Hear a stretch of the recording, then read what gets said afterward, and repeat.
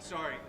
Good afternoon. We're delighted to be joined by Sigrid Kaag, our Special Coordinator for the Middle East peace process, who just briefed the Council. I think, Sigrid, do you want to go straight to questions? Exactly. Yeah. Okay, great.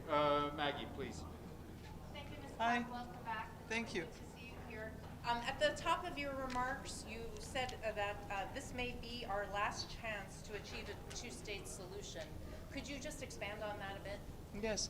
Well, I think the reality is staring us in the face and has been for quite some time. If you look at the impact of a conflict, if you look at the Gaza Strip, if you look at the expansion of settlements, if you look at repeated calls with a threat of annexation, I think we could not be further away from the lofty ideals. So it's also my intent to remind the Council that statements are one thing, but we need action. And it's the two-state solution as a viable solution geographically is withering away before our very eyes. And words themselves won't solve it. It needs active political engagement and diplomacy. Thank you. Edie? Thank you, Madam Kaag. Always nice to see you Thank here. you, Edie. Same here.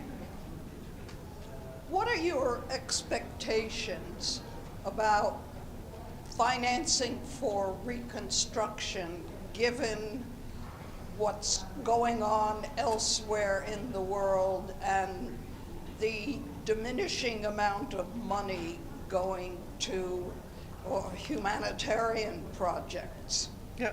Well, I think there are two questions, but they're not necessarily related. The first one is official development assistance, including humanitarian assistance, has always been precious. We've always had to leverage other sources of income. That's as long as I've been working for the UN. However, the reconstruction of Gaza is a very tall order. The amounts are significant given the state of destruction. What we need is clarity on the politics, the governance arrangements, as well as security. And then there'll be a mix of public and private financing. I'm not counting on official development assistance alone. Then, of course, we will look towards the European Union. We will look towards the countries of the Gulf states. There's also a big factor here, which is private sector, investment financing, and risk financing. All that can be constructed. My team under 2720 has done a number of studies, and I know the World Bank has done as well. At the moment, in a strange way, that is the least of my worries. It's the politics and governance to get to do the job to recover and reconstruct Gaza. Thank you.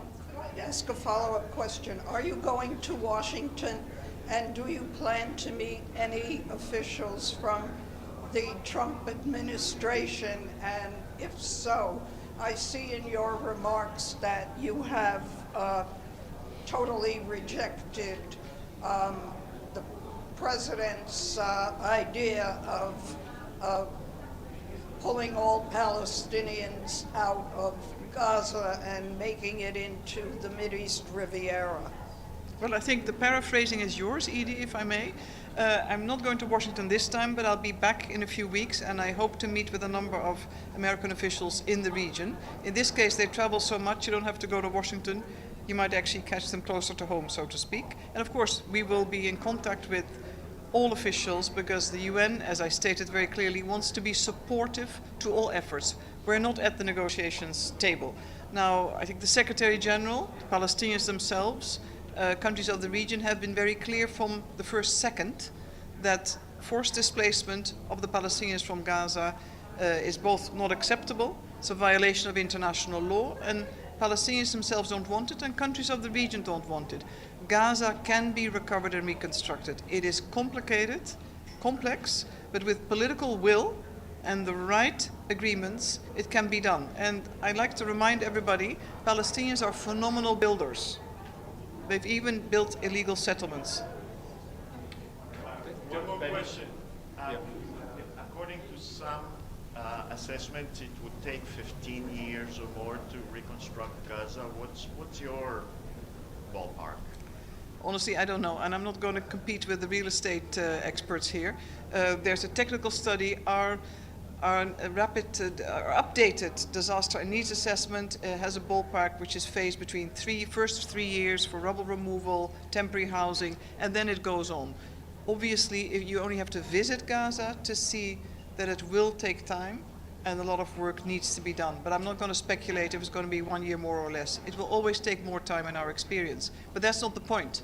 Once you start, you create prospects, you create hope, you get people employed, you create the alternatives on the ground with and by the Palestinians, you have change. Thank you. Thank you.